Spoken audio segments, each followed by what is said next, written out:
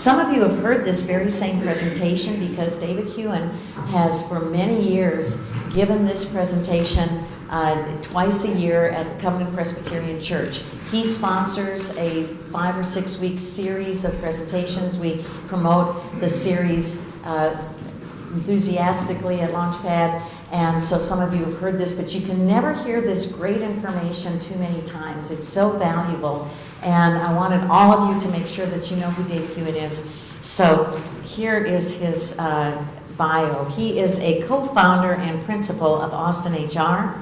He brings over 25 years of experience driving creative human resource strategies and solutions. Austin HR is an Assure software company.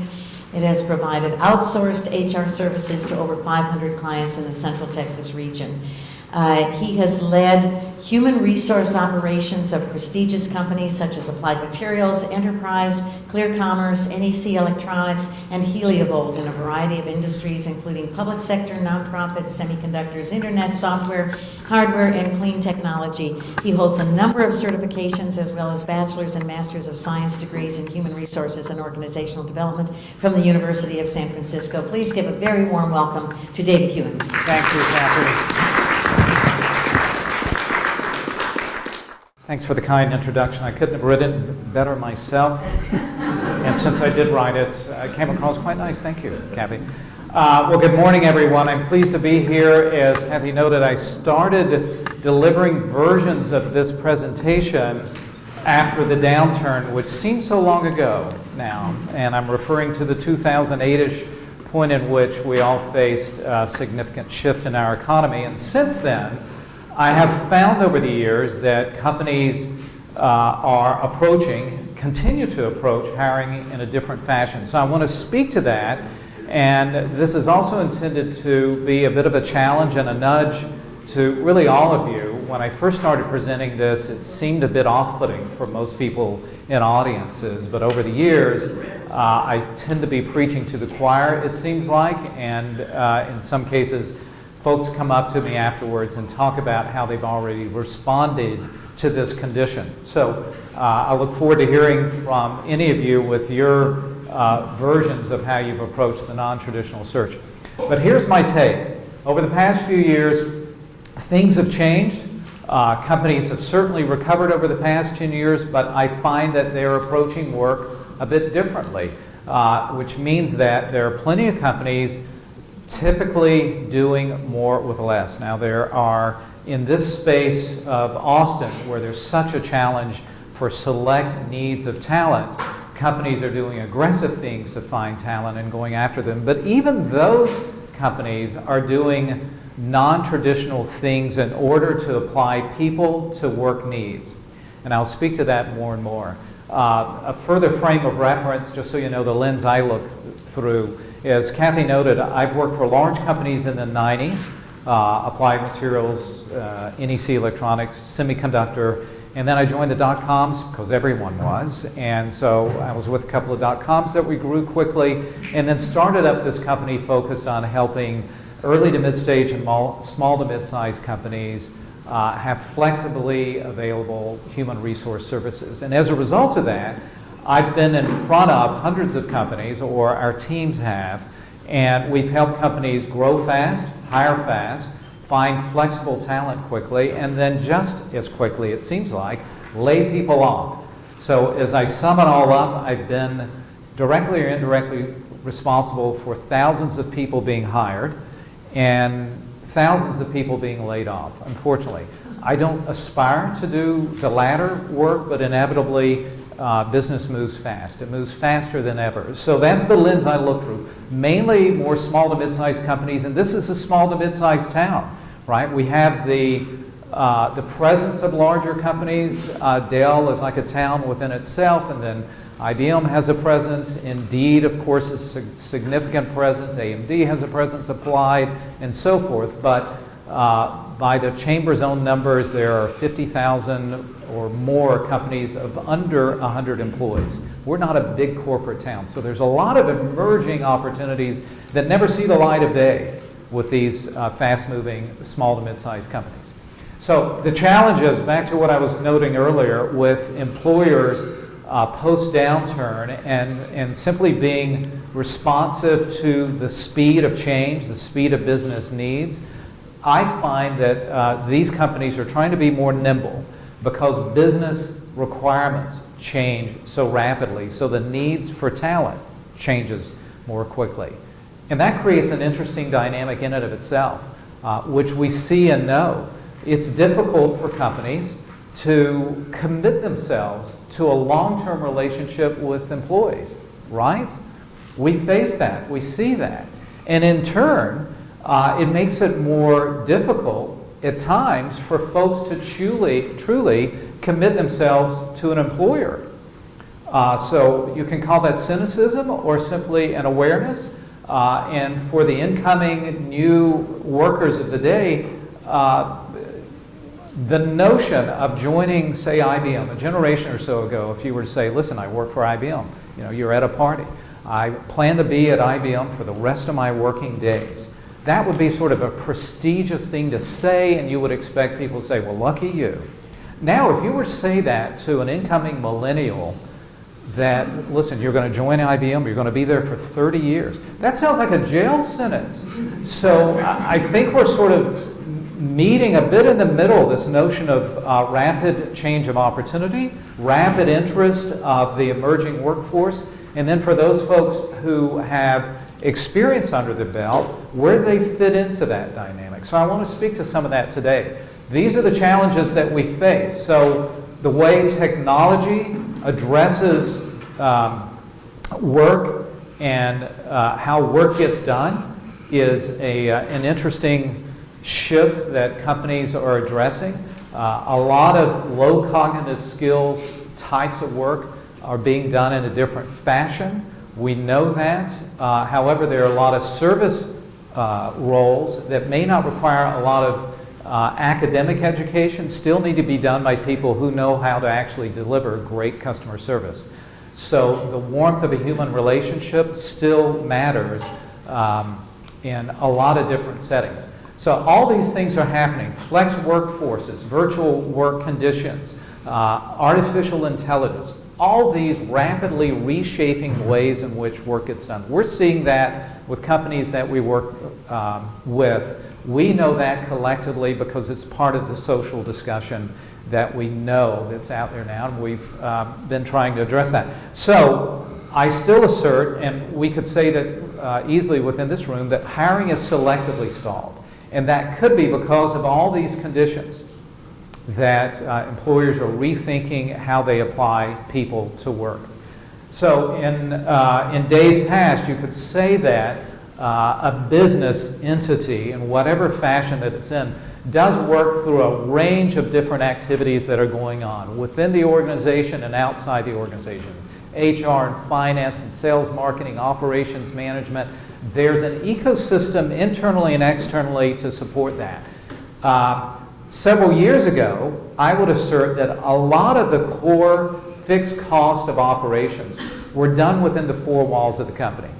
Whether it was in one location or many, they owned their people, in essence.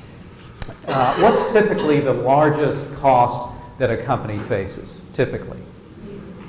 Labor, right, personnel. That fixed cost, when I apply that term, is because they committed to that cost. These are their W-2 employees that work for them on an ongoing basis. That's what I mean by fixed cost operation. Now, I'd say all the work still needs to get done, but the fixed cost is more of a smaller essence of the larger ecosystem of a lot of companies now. They're looking for different ways, channel partners, relationships with companies that can serve as an iterative support for the company, that they don't have to own the internal elements of that work that gets done. Companies are redetermining what should we own and what should we outsource. Right? All familiar terms to us now, more so than in years past. So this is the way I sort of visually apply it, is that companies, to be nimble, to be agile, to move fast, are shrinking their fixed costs and looking for ways to have a flexible relationship to the work that gets done. And in the meantime, This has created this evolution of the employee. I don't know how well this will show up, but you can see that in a prior world, work was well-defined, and for professional organizations, typically the 9 to 5, as it was so often known. These days, work gets done anytime. I've run into a lot of people who say, I do my best work in the middle of the night because I'm a night owl. Well, what company allows you to do that? Many companies simply want, especially for professional workers, to deliver great work in whatever manner you deliver that for us. Unless you have to work closely, interface with people regularly, and be available to your team regularly. Otherwise, we're finding more and more that work gets done in a flexible fashion. And where it gets done is changing as well. That's partly why we see so many coffee shops that actually have people doing real work out there, and the nature of that work can be done in a flexible, non-office space. Our company was acquired earlier this year by Assure Technologies, and one thing that Assure provides is a virtual workforce management software solution, which means that employees and their employers can know where they are at any given point in time. And it's simply a way that they can manage their space differently, right? So they can determine that, hey, we don't need so much space anymore because many of our folks are actually not coming into the office, or they come in on a limited basis because they don't need to. So there's this rethink of how work's getting done. We used to wring our hands in my profession of human resources as to whether people should be bringing their cell phones to work. That seems like an ancient time frame ago. Now, companies have acquiesced to that, and they actually embrace it, and it's a productivity tool. So things have changed in terms of how we interface with the productivity tools that are in front of us. So instead of companies selectively handing out the cell phone, back in the day they did, and then they would collect it. Now it's yours, and they may give you a stipend, maybe, for the use of that. So these things have changed. The main point I want to make here is that instead of climbing a corporate ladder, as I mentioned earlier, a lot of folks now are creating their own ladder. That's where we're moving. So I would suggest that, and this years ago would strike people as a bit concerning and off and maybe isolated to just a handful of folks. I would assert we're well into the gig economy at this point.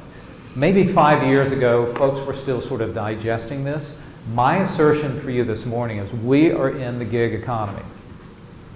And I want to reinforce that in ways that we don't even realize. But in traditional work, such as mortgage and real estate, there's a lot of flexible positions out there in which people are doing work not in an office space, not in a traditional full-time gig. Same could be said for HR and recruiting, and for accounting and finance, and for places like pharmaceuticals. Who knew? We've got remote pharmacists who fill scripts from their home. So those jobs that we always thought we had to be at a defined space, in a defined role, are changing. Education and training, online tutors, adjunct faculties, virtual teachers. All these things are changing. So here's my assertion to you. This is my initial challenge of the morning. For those of you who are in the process of thinking about what's next, and you're going through the process of looking for the new gig, if I was managing your time, I'm your time manager for the moment, I would suggest that you limit your time playing the lottery of looking for postings with hopes that the posting, the magical posting, is going to present itself, and you're going to submit a resume, and it's going to land on the top of someone's desk. It'll make its way through the ATS. You'll have used, what was it, Kathy, the job scan, right? So the keywords have been found, along with all the other job scanners and their keywords. So I would suggest that your energy is only partially used for that activity. Do those necessary things. You must. You've got to have a great resume that's not distracting. You need to know how to ultimately sit in front of someone. So for all the changing conditions that I've been describing up to this point, one thing that hasn't changed is an interview still matters. A person-to-person relationship still matters ultimately before companies, most of them, make a decision to make a hire, because fit still matters. This old statement of we hire for skills and fire for behaviors still holds true. Naturally, people don't want a cancer on their team. They want someone that they're going to love to work with, that's going to add value and energy to our team. So fit to our values, fit to the behaviors that matter are important. So you need to know how to interview. You have to get out there for all the introverts in the room. Yes, we've got to get out there and meet people, because you are one conversation away from the next cool gig, right? Or at least you're headed down the path for the next cool gig. So we have to do those things. We need to know more about ourselves, so we are comfortable in our skin and we can speak authentically to who we are. All that stuff still matters. We need to do those things. But I would suggest that if I'm managing your time, there are other things to consider. Now this sounds very cliche-ish. Again, years ago, folks would say, well, I know, maybe I've heard of that, or I haven't. But I want to talk about the notion of branding in a sense that's relevant and useful and workable, again, from the lens I look through, working with hundreds of companies, dealing with thousands of jobs that have been identified and provided, and yes, and many times taken away as well. But here's my thinking, is that instead of representing yourself as a job candidate, I was listening to the newbies introduce themselves, and I can't recall who the last person was, but I loved your representation of you, because you were saying, here are the things I do.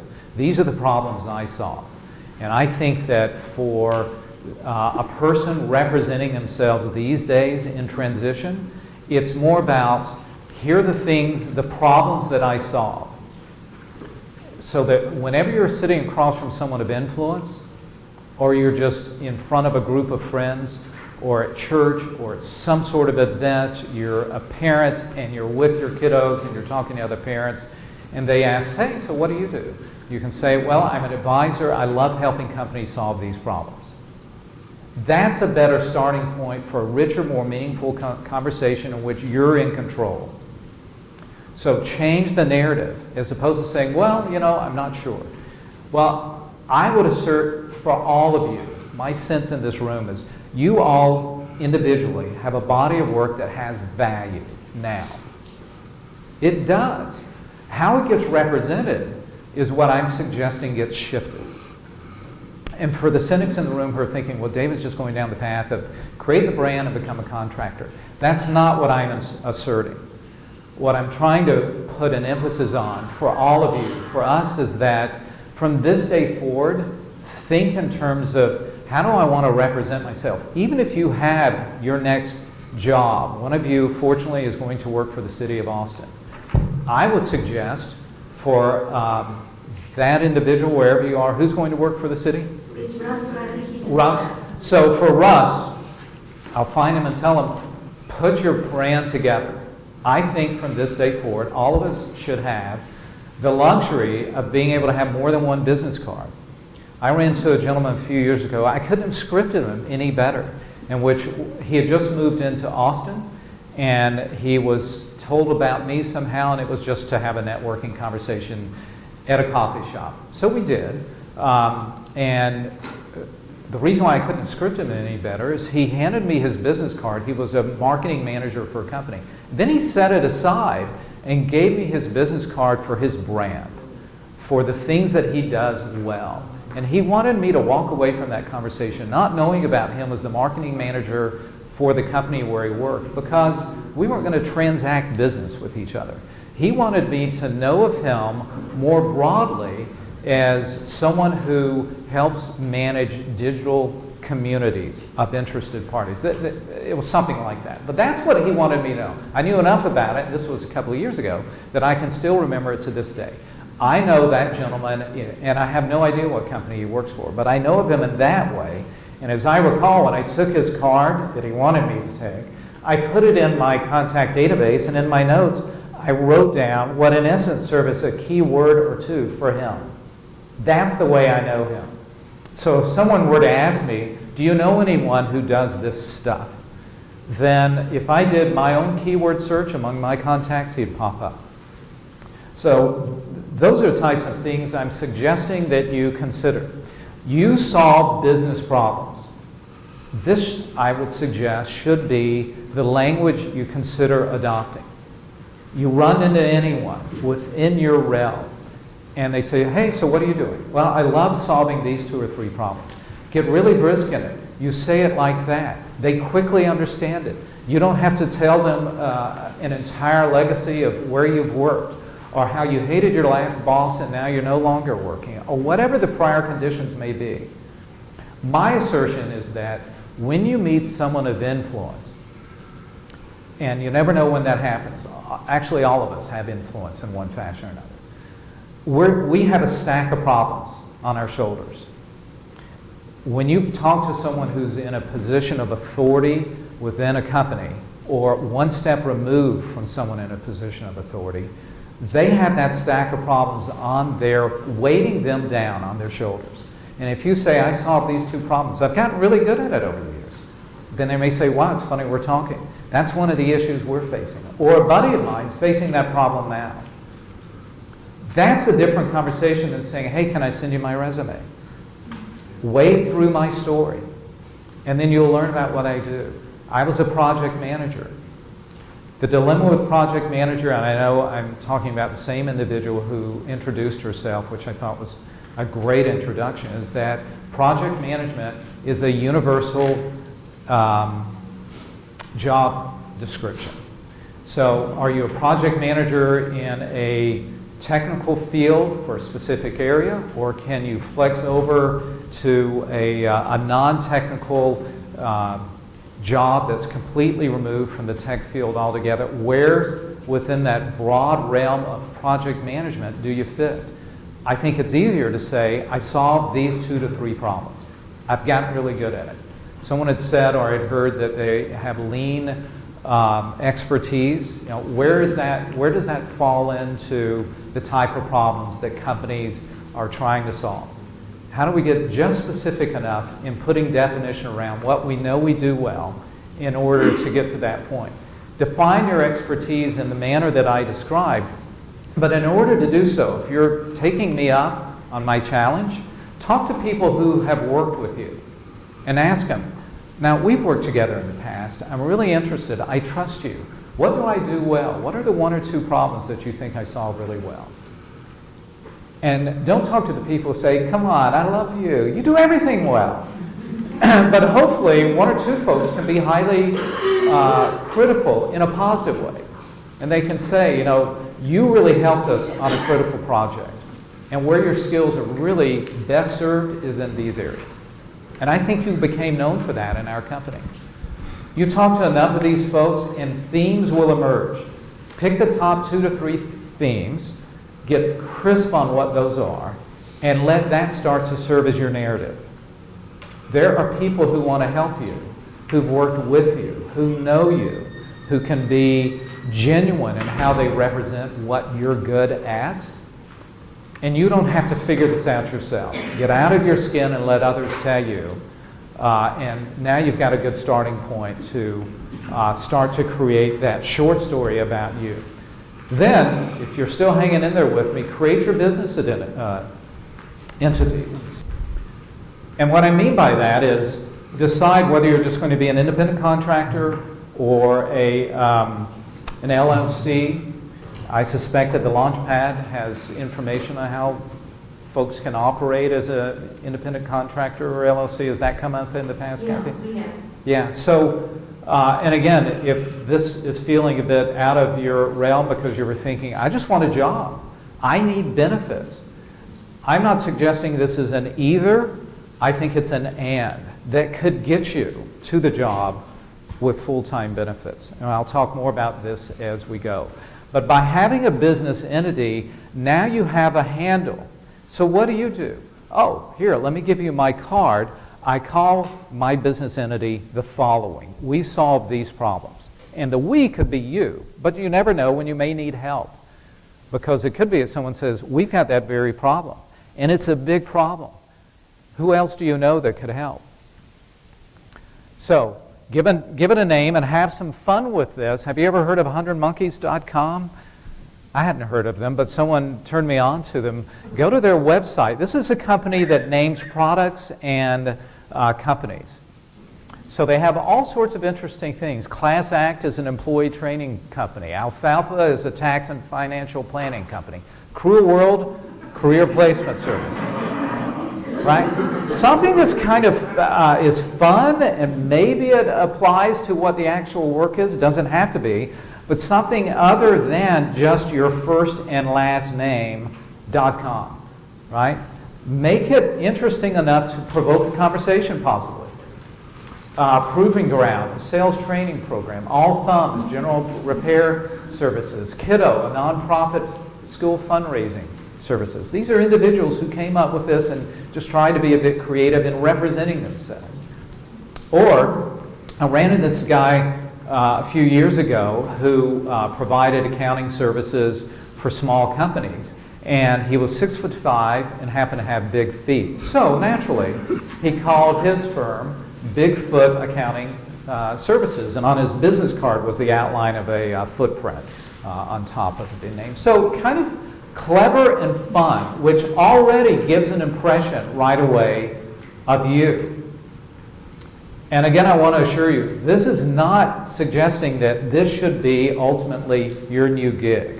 So for those of you who are thinking, I got to get a full-time job, I prefer to work for a company, I need benefits. The notion here is that I suggest you're able to expand your conversation and you're more in control than saying, here's my resume, who do you know that's hiring? It's not an either or, it's an and.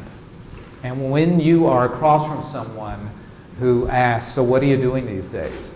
I think that's a healthier conversation. Say, I saw these 2 to 3 problems. I've gotten really good at it over the years, and I love helping companies do these things. Okay? Give it a logo. Make it unique and fun. Go to the creative people in your life who may be able to help you. Or, have you ever heard of Fiverr? I hadn't heard of it. So these are people all over the world who actually create all different forms of logos or other designs at the request of those folks who get online. $5 to $15. Give them some sense of a logo that you like. And we did this, we continue to do this for our firm. So if one of our client companies wants to create a training curriculum, we'll say, all right, here's our client's logo. Give us a similar looking one or something that's aligned to the theme of that logo. And then we'll have a leadership development training program for our client. And the client thinks, wow, you guys are really good. Have you got a design group that does this? So now we have Fiverr do it for us. So anyway, I know nothing about them other than we've used them and it makes sense. So I'm not getting $1 for every $5 logo that's been created. Years ago, about 12 years ago, I created a logo for my firm. I changed it to Austin WorkNet before I merged with my partner. And so I went to logomaker.com. This is a recent view of their homepage. Logomaker.com. It was $49 at the time. Apparently it still is, because when I checked most recently, this was the logo that I came up with. But these were publicly available designs. You could give it a unique color, put a font in there that you like, the name of the company that you were creating or business entity that you were creating. I had all these options that I was playing around. It was a fun weekend project. So again, the notion here is put energy into creating something that will be uniquely your traveler. This goes with you. Again, the best condition is that you have 2 business cards at minimum. I've got my full-time gig. Oh, and I'm good at this, and I love advising companies. My view, just to reinforce this, is even when you get that full-time gig, still make yourself available to help others. Part of my message is that this is an altruistic interest to help others. Now, this may sound sort of flowery and nice, but my assertion is that when you're sitting across from someone who's making a hiring decision about you, and you've gotten really good at expressing the problems you solve well, and that you want to help that person solve those problems in the what I'll call the traditional interview, if you authentically have an interest in helping others solve their problems. That's the way you come across, that you want to make them successful, as opposed to, far too often in interviews, we're trying to convince them to love us, about our story, and about how we fit the keywords. But if you were instead to say, I really want to help you be successful. You've got some problems that I know I can solve, and I'd love to help you, right? This is a strategy. This becomes the strategy for you. And you set yourself apart. You are distinctly you, and not one to simply represent, here's where you can find all my keywords on the resume. So that's why I'm making the big challenge and the big push for you. This is not simply to become a contractor.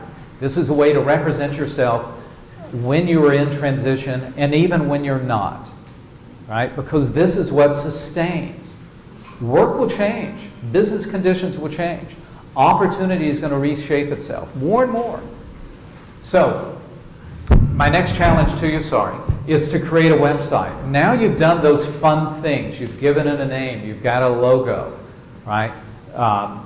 Create a charter statement. This is why my business entity exists. The things we've known and seen for larger established companies, do it for you, right? So, again, 5 or more years ago, when I used to present this in its earlier forms, people would say, well, I don't know how to do a website.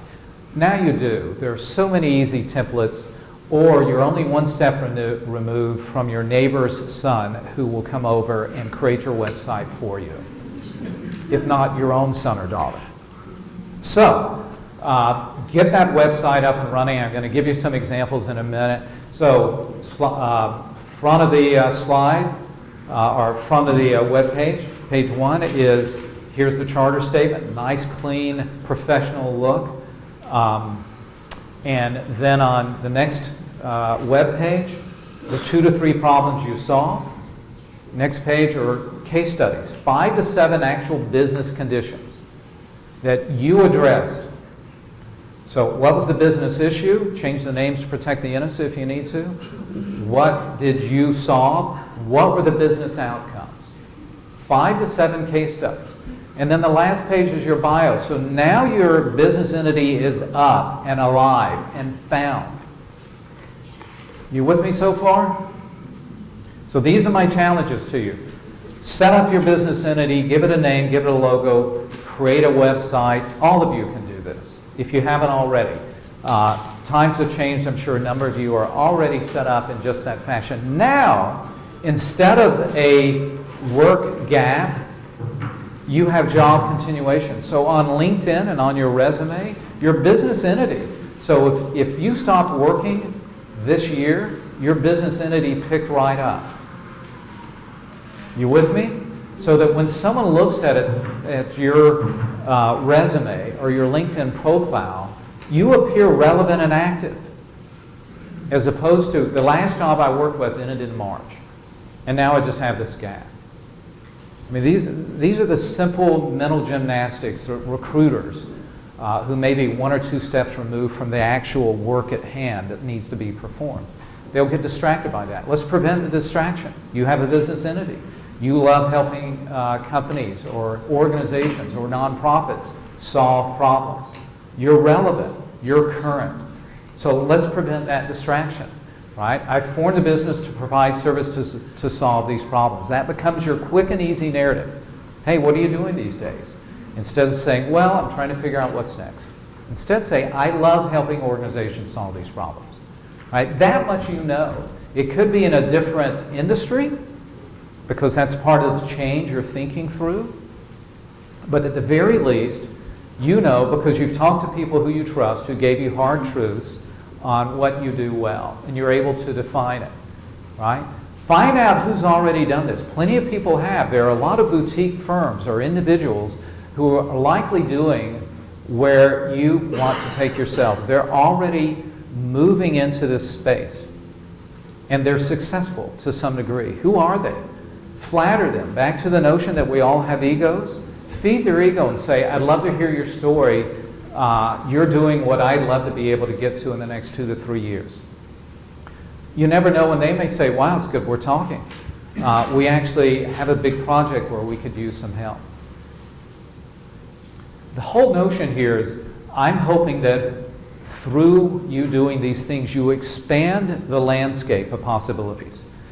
Back to some of my earliest slides, because companies have this ecosystem of how work gets done, it may be that your first starting point of work could be access to you and your business entity to solve a problem or two. And then they love you so much, they say, we want to hire you, right? Or they may say, we need this project done. We don't have the funding yet, but we anticipate we will. This is the door opening that otherwise would not have been created, again, if you were just submitting a standard resume, looking for a posted job, and waiting for magic to happen in that manner. There are many, many other possibilities out there that aren't well defined on a standard posting that requires you to submit a resume in a standard fashion with hopes that you stand out in that digital way.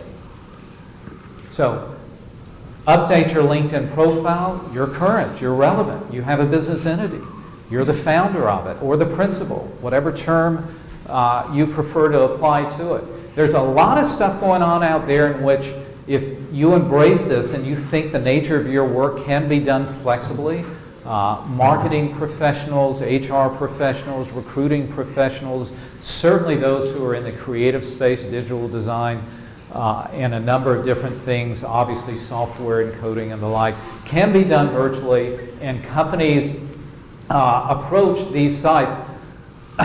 Years ago, when I was making this presentation, someone came up to me afterwards in the HR field, and she said, I'm really trying to rethink what I'm doing right now. I'm with a company, actually a pretty well-known small to mid-sized company here. They were close to 500 headcount at this time. She said, our CEO came to our HR organization and said, listen, I'm thinking what I want to do. I know this sounds radical, is I want to fire everybody. And the notion was that if I terminate everyone, then they could come back and apply to support the various projects and programs that we have going on. And the CEO's notion, this is sort of radical thinking, but this is where leaders' heads were just a few years ago, and to some degree, they still are, with this flexible interest to be able to move fast. His thoughts were, as he articulated, is, I don't want to pay for the value of the job that someone holds. I'd rather pay for the work they're performing specific to something we identify. And then I can have a true metric against that, right? And that can apply not only to direct work, but what could be referred to as indirect work, sales, marketing, HR, finance, and so forth. So this freaked out this poor lady who was only 2 or 3 years into her profession, and I suggested to her, hey, listen, why don't you go back and support it? Because if nothing else, I mean, it'll be a train wreck, but support it because the notion here is that you'll get a tremendous case study that comes out of this. And you can take that on the road with you, because I'm already thinking non-traditional search. I was so fascinated by this, I had to reach out to the VP of HR, and we had lunch, and he said, yep, he's considering doing this. We talked him off the cliff, but they did move to, for all future projects, they flex people into it through these types of entities, Upwork, and Guru.com and Freelancers Union. And the thinking was they actually formed a relationship with, I believe it was Upwork, in which all future individuals, candidates for their new 2 to 3 year projects would come through that route. And they may or may not hire them over time. Now, I don't know how that holds up currently, because there is a demand for talent out there in a lot of ways. And back to the earlier comment that I made, that companies are becoming less committed to people. Here's a great example of that. Our commitment is very transparent. We have a need for you for a period of time. We can't fully commit to your career and professional development, but we can commit to you for the period of time, and the known work is out there. That's where the CEO's mindset is, and many others as well. But the dilemma is that now we've created this decoupling of a mutual commitment to each other. But it is a realistic condition that we know is out there.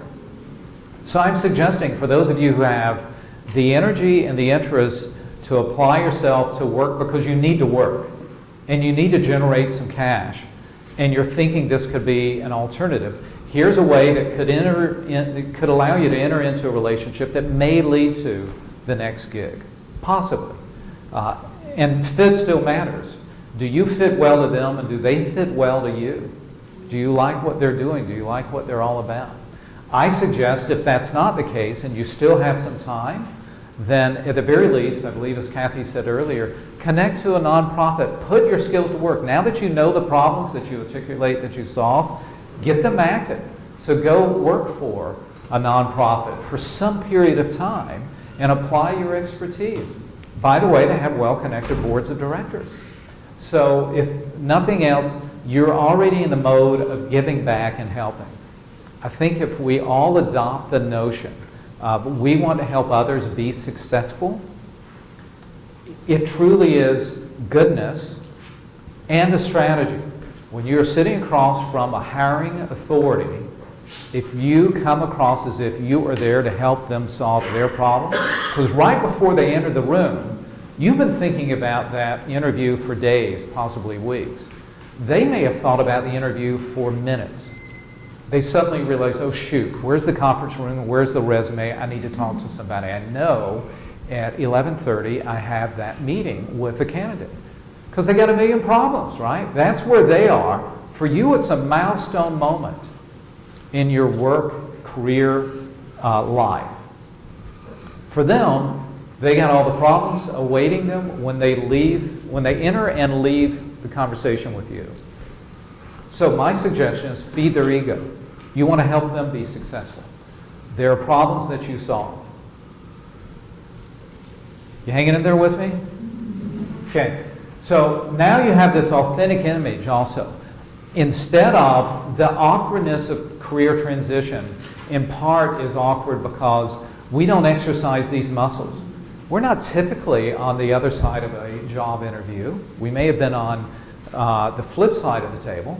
So these aren't skills that we typically use. For the introverts in the room, we're not typically trying to push ourselves out there to do awkward small talk networking. But there's value in getting into conversations. At least now you have this way in which you're in more control. And now you come across as someone who actually has this active thing going on, right? I have this organization called Alfalfa, and we do sales training. It could be you, but you may need to bring partners in because the next gig could be a big one, right? All right. You have a way to state a value proposition that distinguishes you from others as opposed to a bunch of keywords that hopefully fit a gig. And again, I'm not suggesting you don't do those things.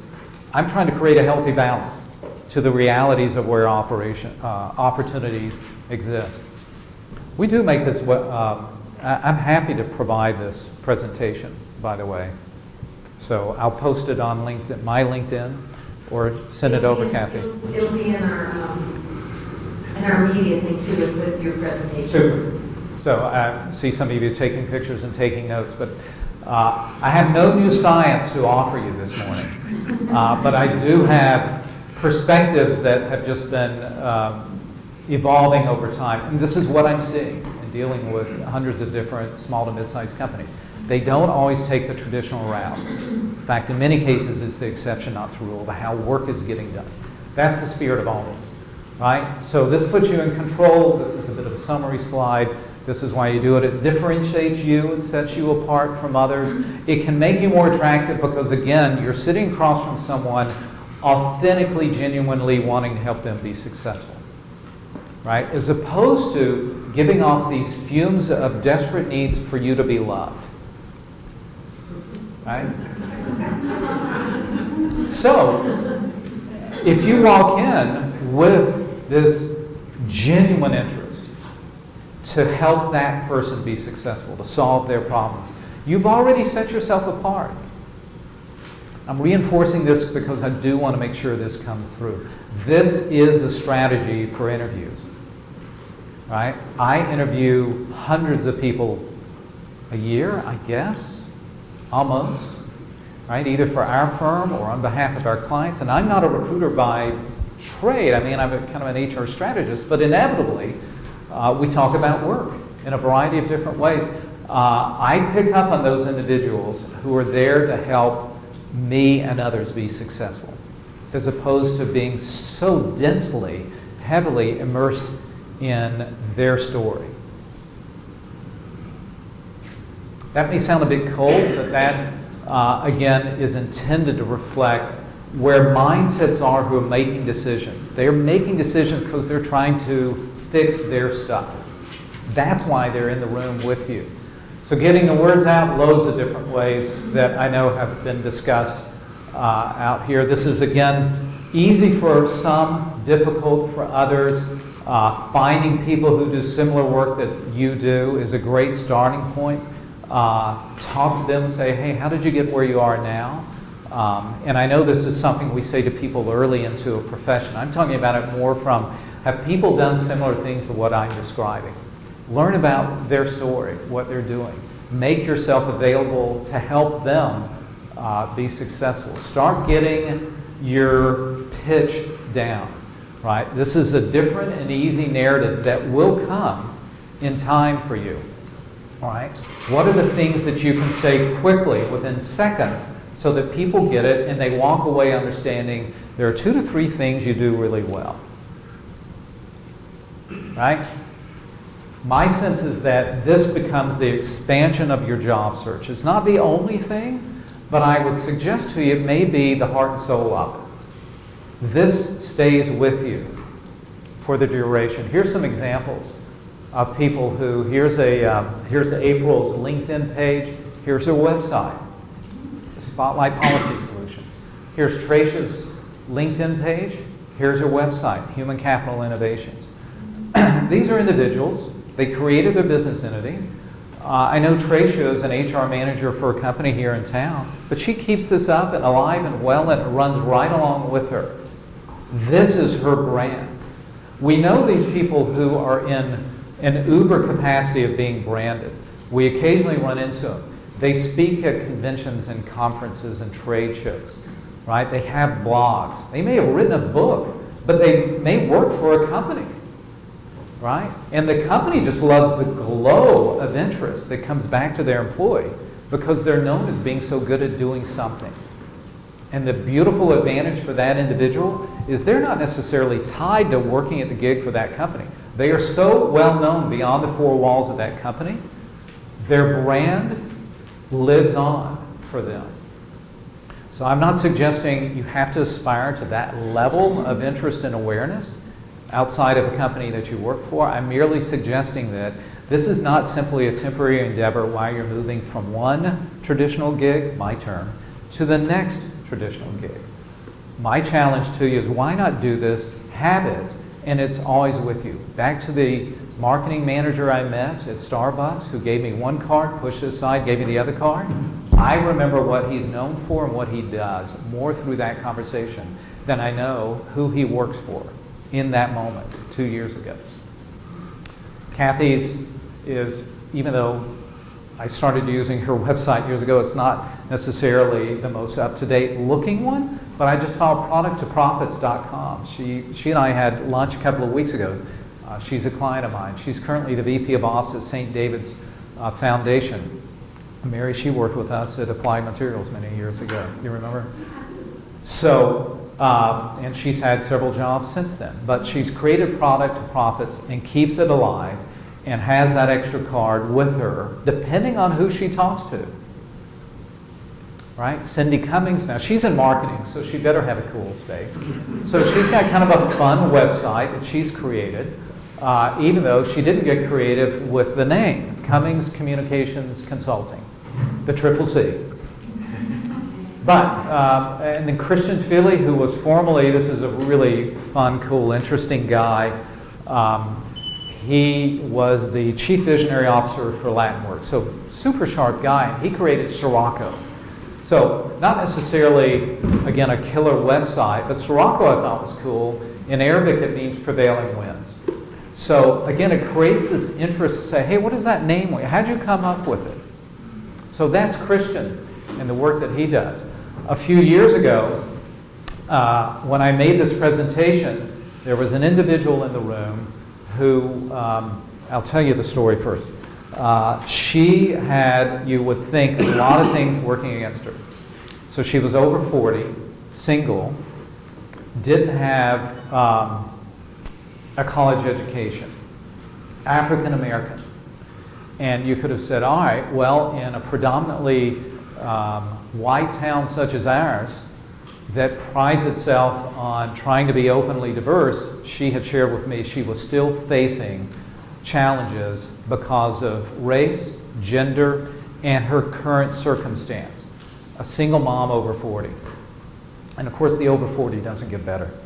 So, anyway, she had all these things that she was facing, but she said after hearing what I was challenging her with, it just happened to hit her right at the right moment. She stayed up that night, created a very simple website called New Day Partner Services, in which she asserted that she is a partner assistant.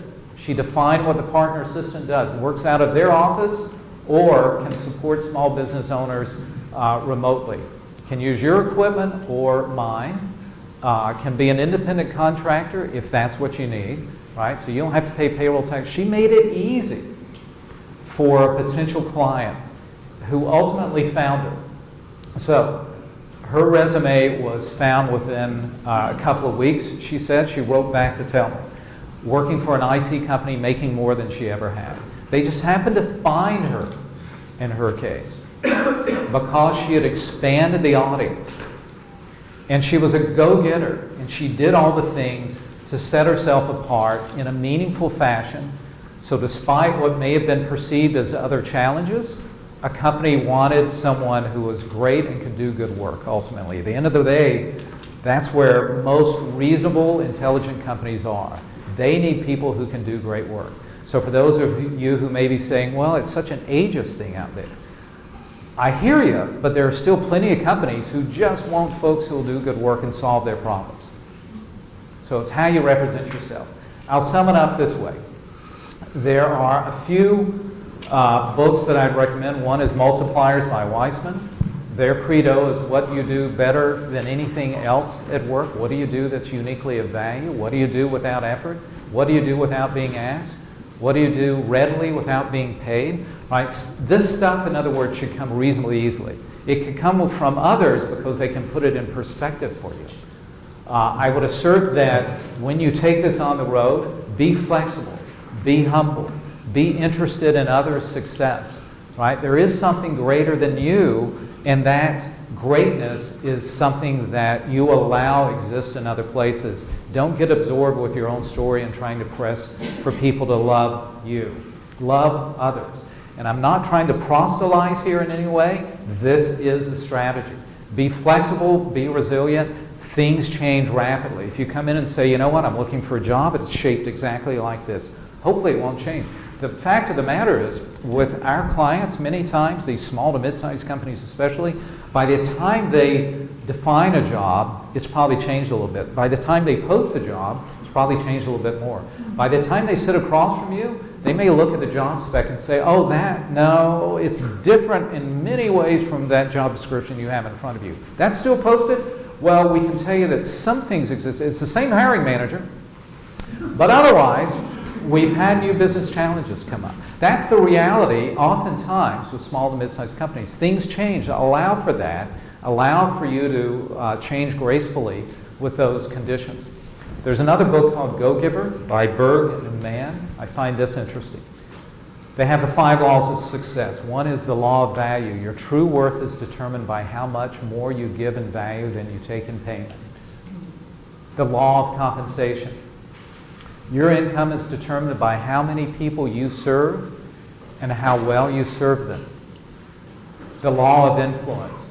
Your influence is determined by how abundantly you place other people's interests first. The law of authenticity.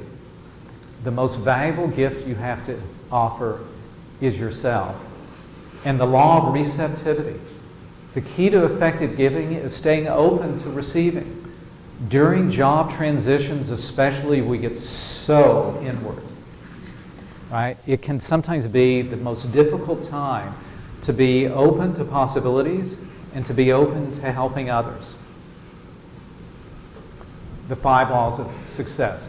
Now, here's an interesting one that I'll wrap up with. Tom Peters, business guru who's written on a number of different things over the years.